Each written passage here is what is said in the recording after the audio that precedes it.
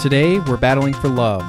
This is Pixelated Audio episode 24, and the game is Ai Senshi Nicol.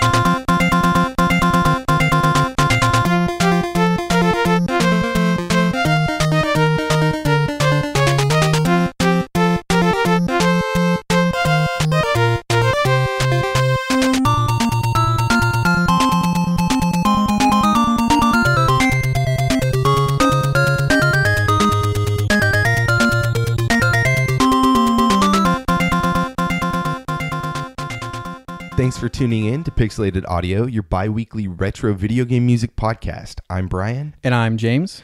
And the game we're talking about today is Ai Senshi Nicol, which came out in 1987 on the Famicom Disk System, both developed and published by Konami.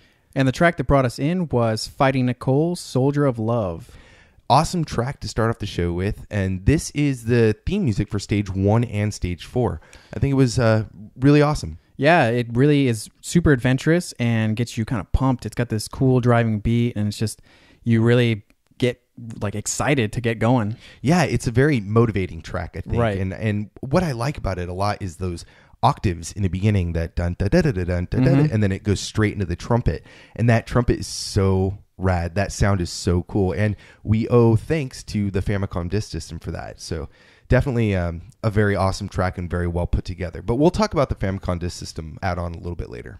Yeah, and it's just so rich, and it's fun, but still important at the same time. It's just such a cool feel to this song. Yeah, I really like this, and I think this was just a perfect song for this type of adventure. And the whole track is very short. I mean, the whole soundtrack in general is very short. So this episode is our playlist of like the top 7 songs. But there's only really like 7 tracks in the game. So right. We basically love it all. So anyways, you'll hear a lot more. Yeah, I mean, we fell in love with this game as soon as we came across it. And when the music came on, we were just like, wow, this is so good. And then when we started diving into doing some research and we saw the game and actually got to try it out, it was just, we have to do this episode. So. Yeah, we weren't even planning to do an episode on this. We just started like listening together and we were like, oh man, this is pretty rad. I want to check it out, watch some gameplay stuff on YouTube, and then we actually played the game ourselves, and we're just like, okay, this goes to the front of the line. We're going to do this. We have all these other games and ideas lined up for future shows, but yeah, let's go ahead and crack the whip on this one. And this is what we've wanted to do with this show, is bring games that we feel nobody's probably ever heard of or very few people have heard of, and this game definitely deserves some spotlight. Yeah, and I don't know how I missed this. Like, it just seems like a game that is perfect for what I like about retro gaming, and I don't know how this was just under my radar the whole time. Like, I don't know how I missed this, but I'm glad that I found it now, and it's a very cool game. Let's go ahead and get into the story a little bit, though.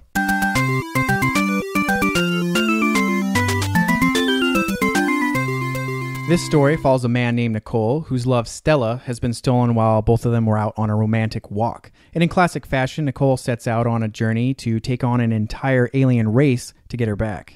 And you see this right in the intro of the game. Before you can start playing or anything, you have to watch this whole sequence. And it's really cool because it makes it so that the user or the player really understands what's going on before they just jump right in. I think it's really rad. Yeah.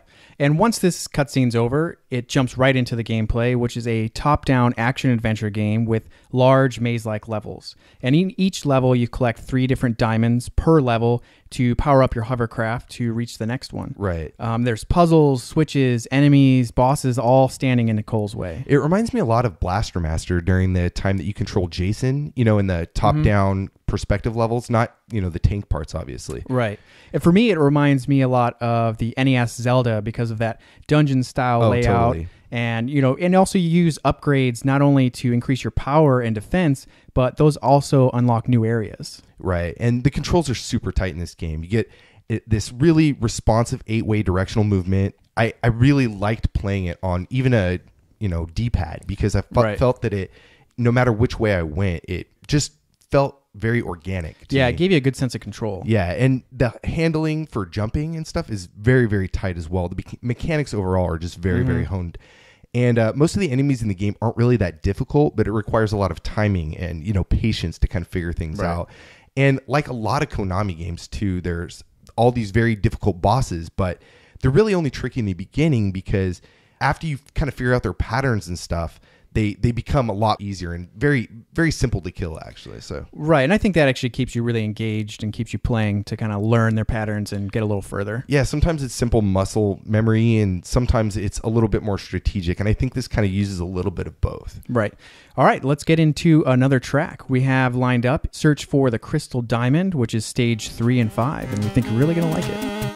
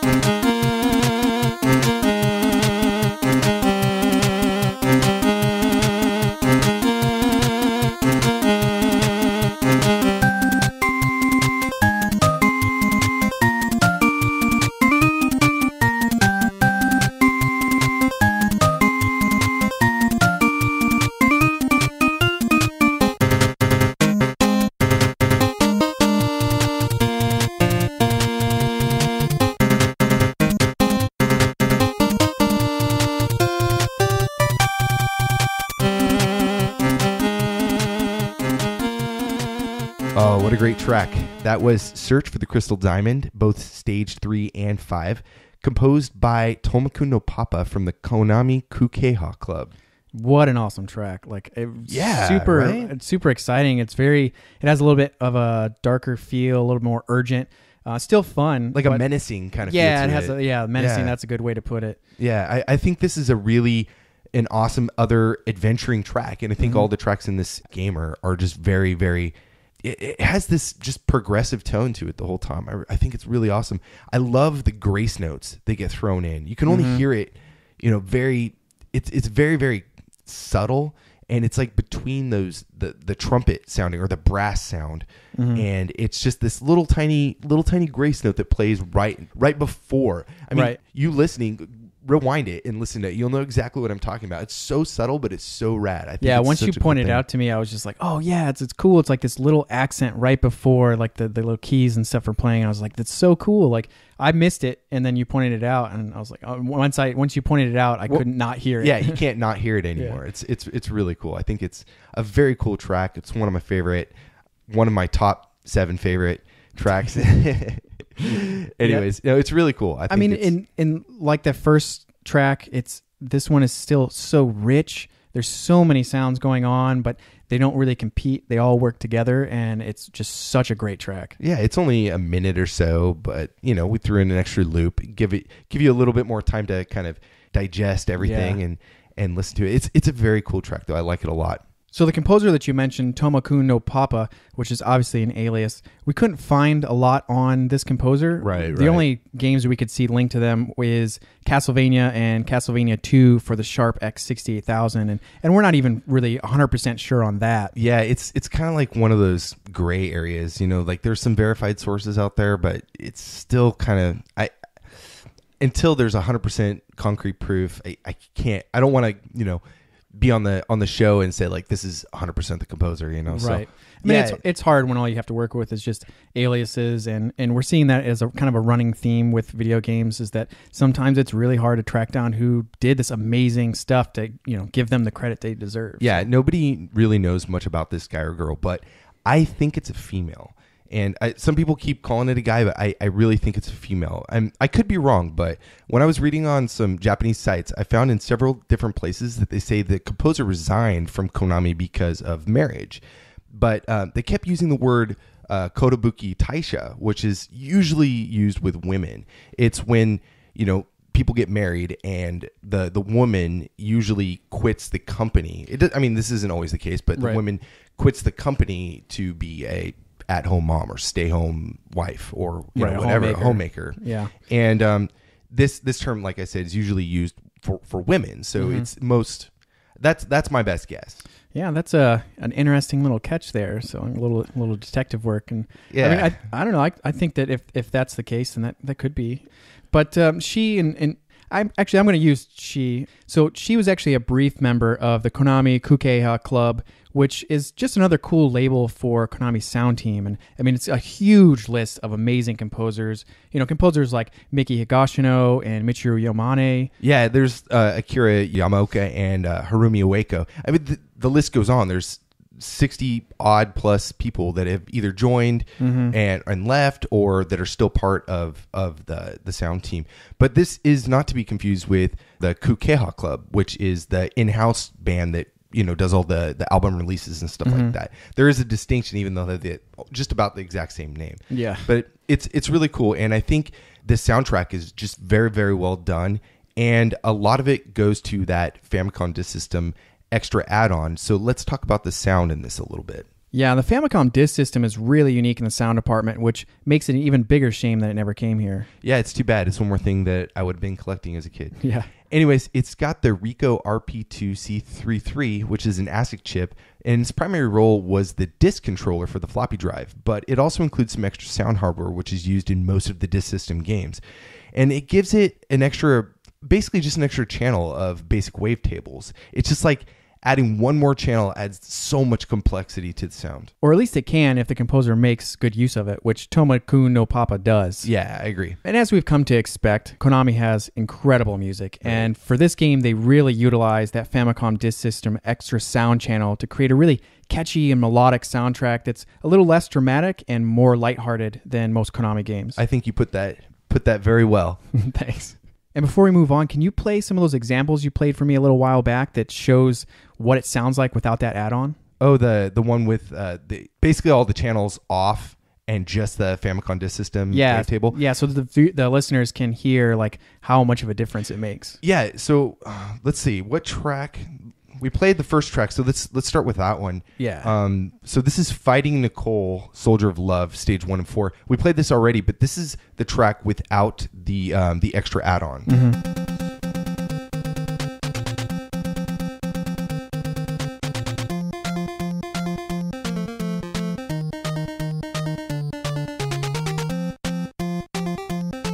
So you can see it's still a rad track, right? But it's a lot more simple than we had with that add-on. But let's go ahead and listen to the add-on by itself now. Right.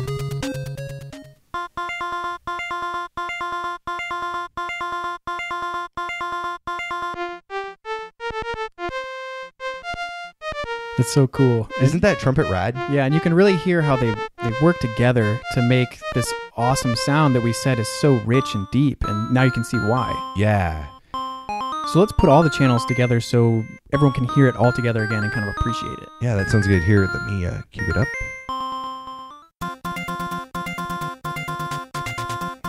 Okay, so that's all of them together. And you can see how rich this track really is. And so, anyways, it was a good one for us to come in with, and it's really cool when we kind of break it down into that extra Famicom Disk System add-on. Yeah, and it gets me excited to listen to some more tracks. And so next up, we have the Epilogue, which is called Blocked Heart.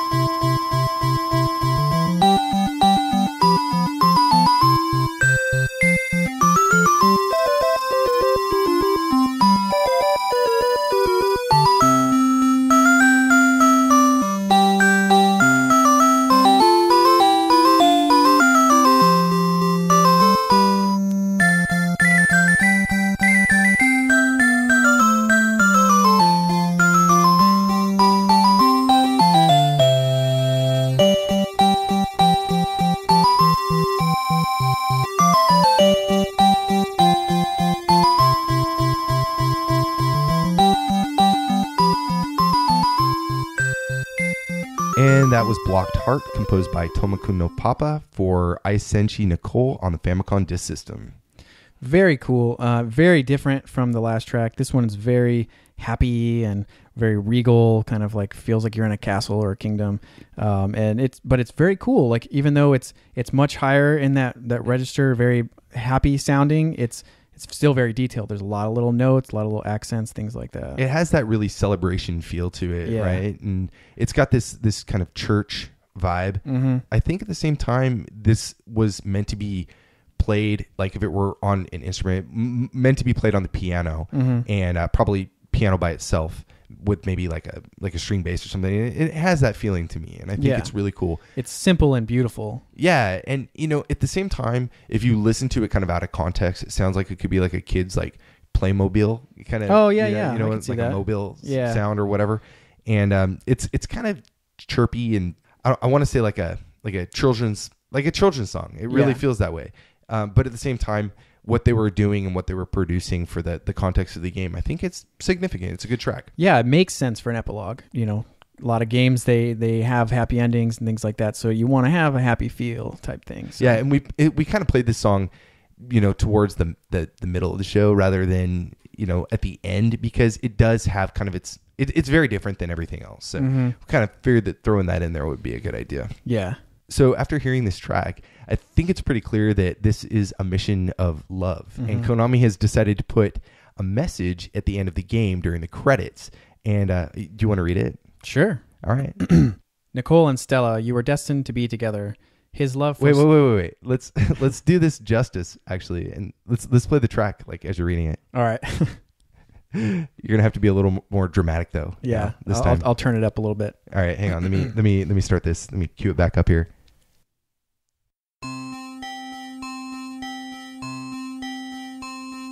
Nicole and Stella, you are destined to be together. His love for Stella gave him courage and power. Her love for Nicole led him to her. Nobody can deny that in troubled times the two were bound together by destiny.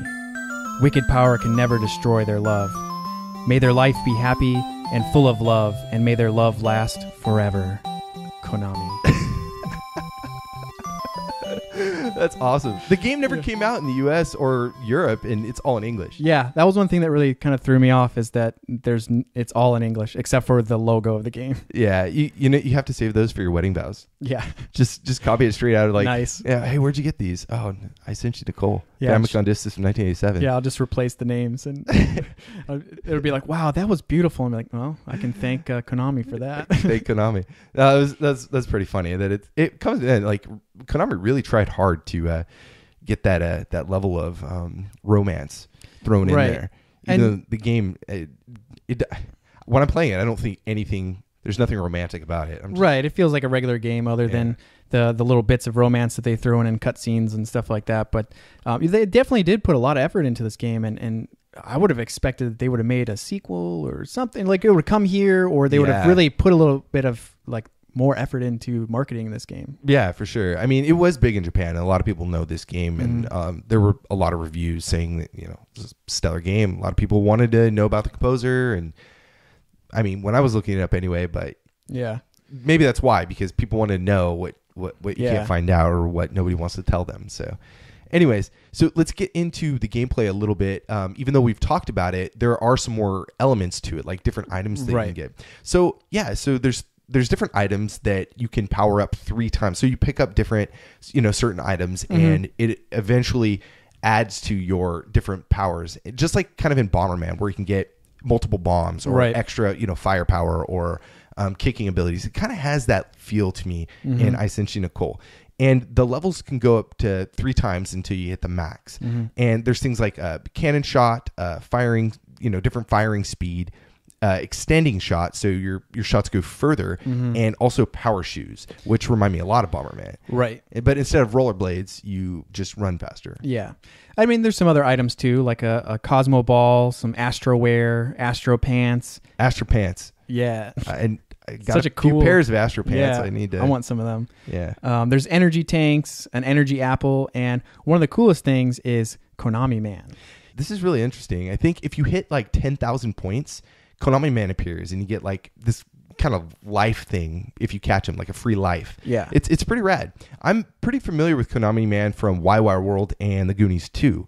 He appears in he's basically Konami's, they're kind of their untold mascot. Yeah, like their unofficial push Right. to create like their own mascot. And Konami has a lot of fun like throwing him in like these random cameos. And stuff like King Kong 2, Ikari no Megaton Punch, which we had in one of our expansion packs. Right. He shows up there as power up. He's also in Rampart and The Legend of the Mystical Ninja on Super NES, which is pretty rad. I love that game so much. And I didn't recognize when I was a kid playing that game that was Konami Man. I didn't know. We didn't really have a lot of influence of Konami Man here. But he also shows up in Castlevania Symphony of the Night as a memory card icon. Yeah, that's so cool. Like Castlevania Symphony of the Night, that's a huge one. And to have it as the memory card icon, it's just such a cool little thing. Like that Konami's kind of like, oh, I'm playing this little joke. Like, yeah, it's like somebody's going to recognize this and you'll be like, oh, that was really cool. You did that. Yeah, it's very awesome. Anyways, we have some more music lined up. Let's get into it. We have 2 tracks actually this time. We have Destroy the Devil's Ambition, which is from stage 7. And then we have It Fights, Believe in the Power of Love, which is the boss music.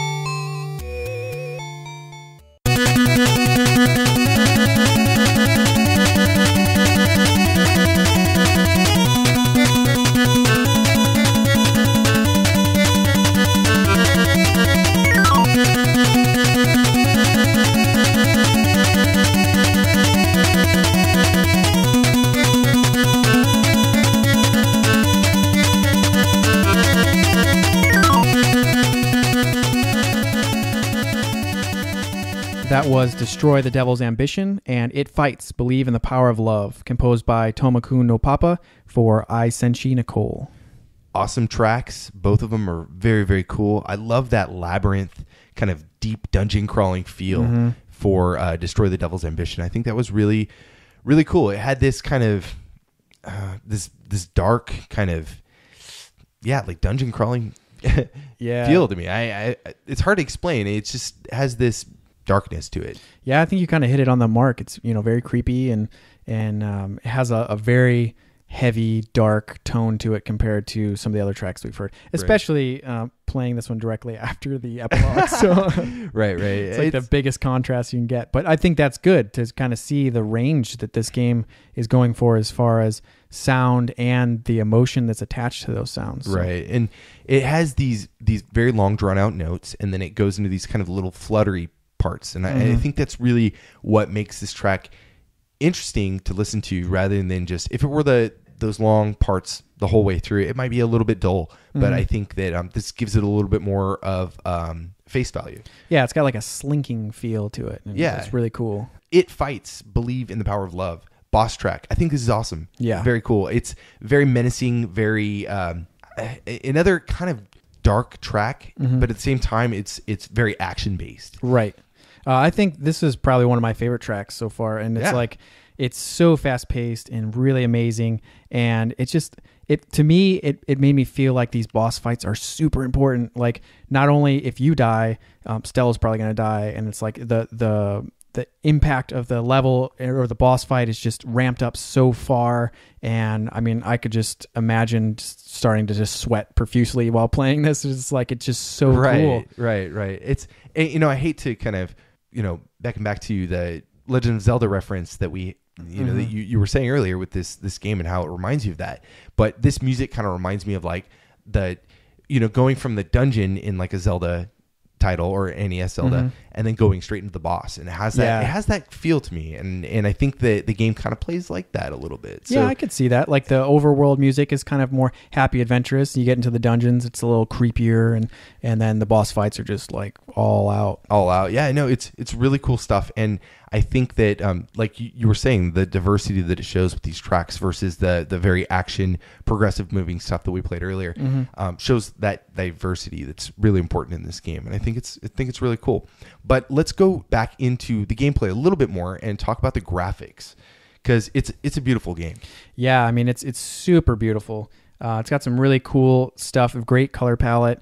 And for a really early game, it has a lot of really cool patterns, and it's just really cool looking. Like they did a really good job with the design of this game. Yeah, Konami does a lot of games that have that grid system. Right? You notice that a lot with their games, and they have this very kind of tiling that they do with, they use the same bushes, the same rocks, the same plants, and they kind of arrange that in a certain pattern that creates this world. And I think that's really unique to Konami, and pretty unique to Konami. They really used it a lot. And they really used it They didn't a try lot, to hide it as much as other games But did. for this game, it works really well. Like items are very clear. They're very easy to see. They show up on almost like in a grid to where you can see them. They're not just floating in like space somewhere. They're actually in a given location. Yeah. And I think the game looks really great. It's that top-down perspective. Reminds me a lot of, I don't know, did you ever play Fortified Zone on the Game Boy? No. Okay, so Fortified Zone, it has the same kind of palette, it's on the Game Boy, so not the same palette, but the same look and the same textures, how you're moving around kind of this top-down perspective. And this kind of gives me that same feeling. And I think it looks really, really pretty on the Famicom Disk System. Yeah, I mean, I was surprised by it. It's very rigid, like you said, very hard edges, but there's a lot of diversity in a lot of the stuff. The color palette really shows the paths very well. It's very clear.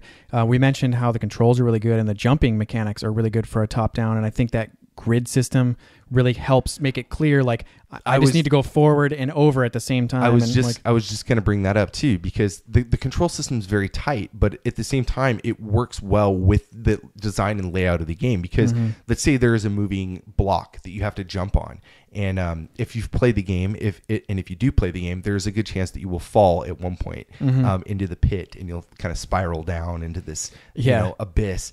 But at the same time, those controls really work with this system, this grid-like system, because it allows you to really conceptualize where you need to jump. And having those tight controls, you can actually say, I'm going to apply this much, force or this timing to the D-pad and, the jump button. And I know I can make it to this platform. It's very clear cut what you can jump to and what you can't. Right.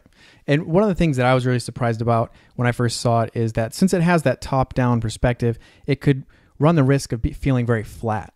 And I think they did a really good job of giving like a three-dimensional perspective to everything. So like the bushes look like they're sticking up. Like it's not just like, oh, why can't I walk over this green thing? It's like it really feels like that is not something you walk on. You need to go to the right to where the path is at. So it was very clean.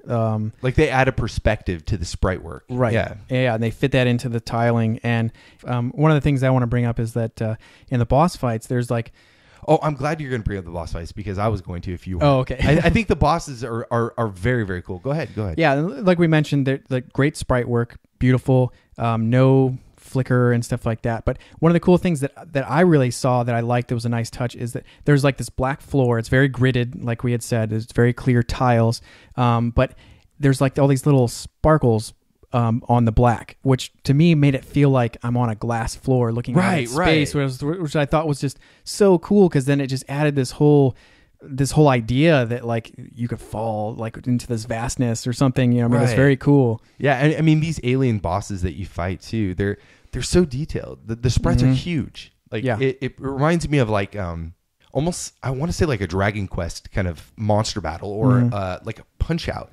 How big those sprites are, and they're very big, and they have a lot of different movements. They're very detailed, and I think that all the sprite work is very well executed in this game. Yeah, I mean, like one way to compare them is that Nicole, he kind of fits into like one square on the grid for the ground, whereas like the boss, he covers about 6 squares. So it's, I mean, that just shows you how big he is. He's, you know, he's over 6 times larger than Nicol is. So yeah, and we're using the grid system actually very loosely because it's not really a grid, but if you kind of look at how things are laid out, you can kind of see what we mean. Go ahead. I mean, we'll post some stuff in the show notes, but definitely look it up, watch a playthrough. And I mean, if you can play this game, it's very cool. But anyways, let's get into our next track. The track is called "It's Still Alive," falling to the bottom, and this is what we were talking about, that falling into the abyss stuff. Yeah, the pit. So so it's very cool. Let's check that out.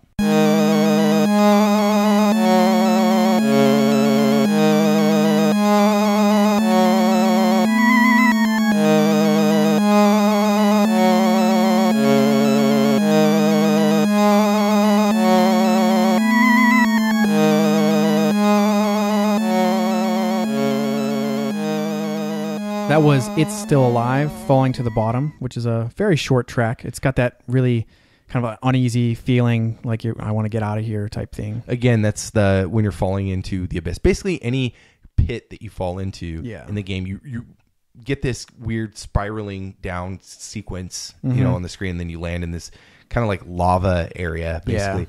And you can either go to the right or the left, and there's actually some different power-ups in there. So it's worth going down there maybe once, I guess. But yeah, well, I think you can't really help it. You're going to fall in there a lot. Yeah, so it doesn't really take any health to fall in there unless you stand in the lava poison stuff for too long. But yeah, it's like you're going to fall down there a lot. It's totally a pain because you fall down there once, you miss the jump again, and you're like, oh.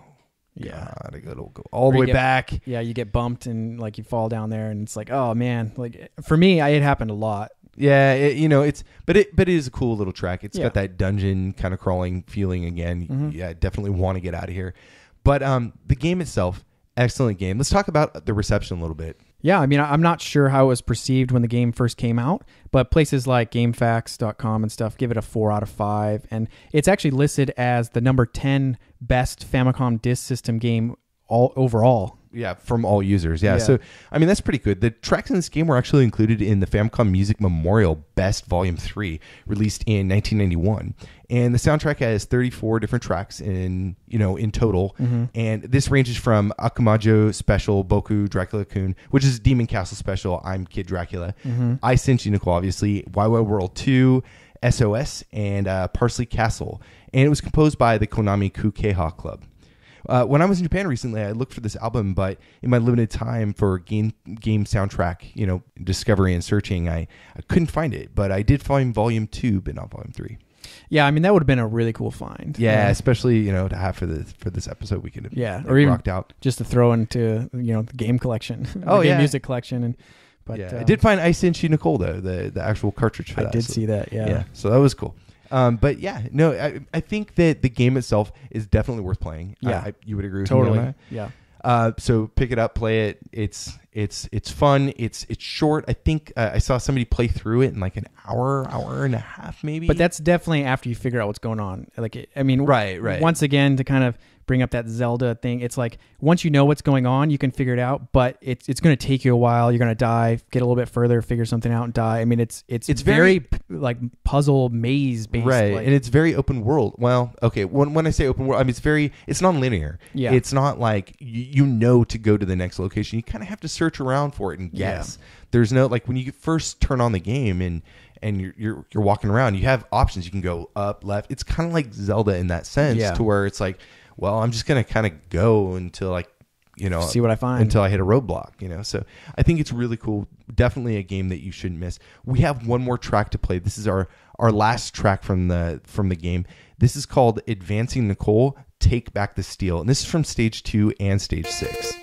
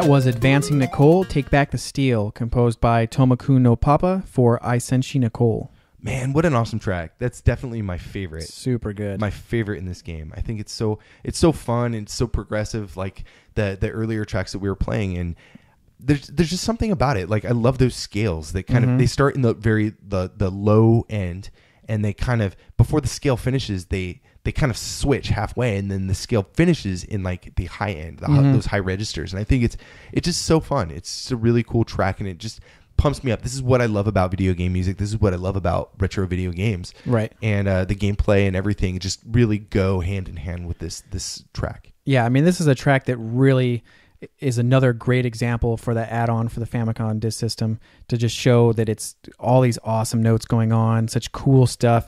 Like, I really love that driving beat in the background that just sets that up tempo. Yeah, it's so cool. It's just like, it really gets me wanting to move. Like, it's one of those tracks that I could put on while I'm doing work, and it would make me work harder or make me work better. You know, like, so maybe you shouldn't play that. Yeah. You know, and like we mentioned, this game never came out of Japan, which is a huge shame because, you know, we really feel like this could have been a big hit in the US. Yeah, and on a funny side note, it was released on several mobile phone platforms in 2006 and 2008. But once again, Japan only, so yeah, we didn't even get a chance to give it a shot. Yeah. But no, I would totally buy this game if it were on the Virtual Console. Oh, me too. Especially like 3DS. This would be a blast. Like, I'd pay $10 for this game easy. Like, yeah, me too. It's so much fun. This is exactly like if they did like a 3D remake of this, like 3D Master, whatever they call them. Oh yeah, like those 3D classics. Yeah, like how Sega's doing. Like, that would be so fun. This would be really cool, especially you know, to kind of relive something that we didn't get a chance to grow up with. You know. Yeah, so. I mean, and just this music alone is just so awesome. Yeah, I know, and like I say, relive because it's kind of like, you know, going back to this style of game. We never had this, but it's kind of like this is what we would have enjoyed as kids. We would have had so much fun. It would have been a huge hit here, like you said. And I think it's a blast. You guys should all play it. Yeah, totally.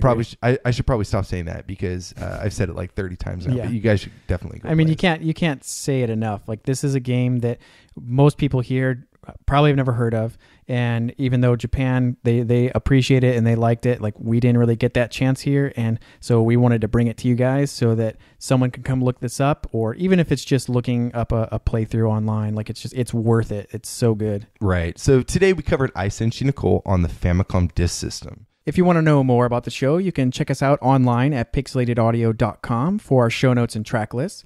We can also be found on Facebook, Instagram, and Twitter at Pixelated Audio. And we're actually on Twitter as well. I'm at Man Over Mars. And I'm Doki Doki Panic. So anyways, we're on iTunes and Stitcher as well. So feel free to leave a review and some comments. We love reading them. It's a great way for us to hear your feedback, engage, you know, how you think we're doing and what we can change about the show, what you like, what you don't like. I also want to have a shout out to Andy Nick, who recently left us a review on iTunes, and it was just very kind words. So want to say thank you for that, and thanks for showing your support. Yeah, and, it was great. Yeah, we appreciate it. And if you're new to the podcast, you can make sure to check out some of our past episodes like Pinball, Mega Man, and some Sunsoft Batman. Yeah, we also did Wild Arms and Castlevania Bloodlines. And even some games that you probably missed and you might have really loved. Yeah, so it's really cool. When we were looking up a remix to actually play for the end of the show, we thought this is going to be a long shot to actually find something, right? But, you know, our efforts actually paid off. We found an awesome remixer by the name of Abfuku that did a lot of amazing piano remixes. Yeah, and we'll post a link on our site. Yeah, for all of his stuff. You'll be able to find it there. So this is actually stage 2, the track that we just played, and this is the arranged piano version, or the piano version by Abfuku. So let's check that out. See you soon.